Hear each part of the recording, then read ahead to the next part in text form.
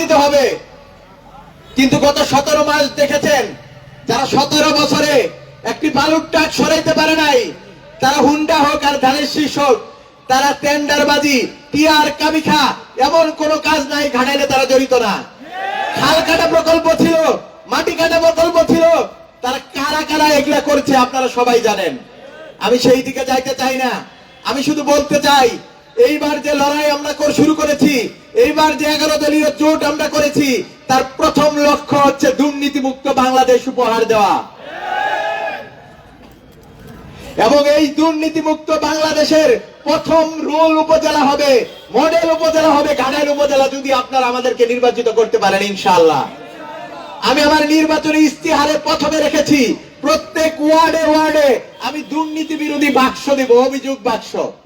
প্রত্যেক 1 মাস পর পর সেই অভিযোগ বাক্স থেকে আমি কালেক্ট করব, কে কে কোন জায়গায় ঘুষ নেওয়ার শিকার হয়েছেন, কে কে কোন জায়গায় দুর্নীতির শিকার হয়েছেন, সেই বিষয়গুলোকে আমি একই নলেজ করতে চাই। এই ঘাটাইলে আমার প্রিয় সহযোদ্ধা মনিরা শারমিন বলে গিয়েছে, আমরা খুবই অবস্থাপূর্ণ জায়গায় আছি। একদিকে পাহাড়, অন্যদিকে সমতল। পাহাড়ে অপরিকল্পিত ভাবে শিল্প গড়ে উঠছে। আমাদের কৃষি ব্যবস্থার সাথে শিল্প জড়িত, শিল্প গড়ে উঠতেই পারে, কিন্তু যে শিল্পগুলো গড়ে উঠছে তা পরিবেশের সাথে ভারসাম্যপূর্ণ কিনা, সেগুলো পরিবেশগত সার্টিফিকেট নিছে কিনা, এই বিষয়গুলো কিন্তু কেউ আমরা জিজ্ঞাসা করি না। কারো কারো বাসায় যাওয়া হয়, কাউকে কাউকে রাত্রে ডাকা হয়, তার মাধ্যমে ফ্যাক্টরি হয়ে যায়।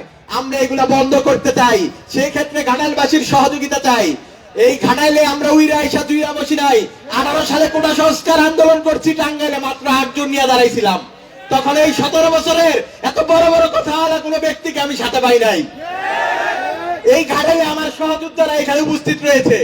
এই যে রাকিব, সাকিব, রুদ্র, চিস্তি, এরা যখন দাঁড়াইছে 25 জন, তখন তাদের সাথে যারা দাঁড়াইছিল তাদেরকে আপনারা চিনেন। এরা কি দান্দাবাজি করছে? ওদের সাথে যারা সহযোদ্ধা ছিল, ওদের সাথে যারা ছিল, পরবর্তীতে অন্যরা আসছে, কিন্তু ওরা যে সামনে ছিল, কেউ কোন সালিশ বাণিজ্যের সাথে জড়িত? যদি তারা জড়িত না থাকে, তাহলে শাপলা কলির মার্কায় যদি আপনারা জয়যুক্ত করতে পারেন, ঐক্যবদ্ধ বাংলাদেশের পক্ষে যদি আপনারা থাকেন, তাহলে 13 তারিখ থেকেই আমরা এই দুর্নীতির বিরুদ্ধে অভিযান শুরু করব ইনশাআল্লাহ। আমরা আমাদের কথাই বলেছি, আমরা একটা কথা স্পষ্ট করতে চাই, আমরা হা বুটের পক্ষে বলেছি। আমরা কি চেয়েছি? আমার কি ইচ্ছা করে না? আমার কি ইচ্ছা করে না আমি দরিদ্র সন্তান থেকে চলে আসছি বলে আমার তো প্রধানমন্ত্রী হইতে ইচ্ছা করে না?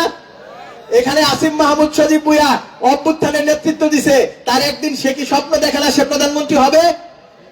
কিন্তু আমরা সারা জীবন 2টি পরিবার 3টি পরিবারের কাছে কি করছি?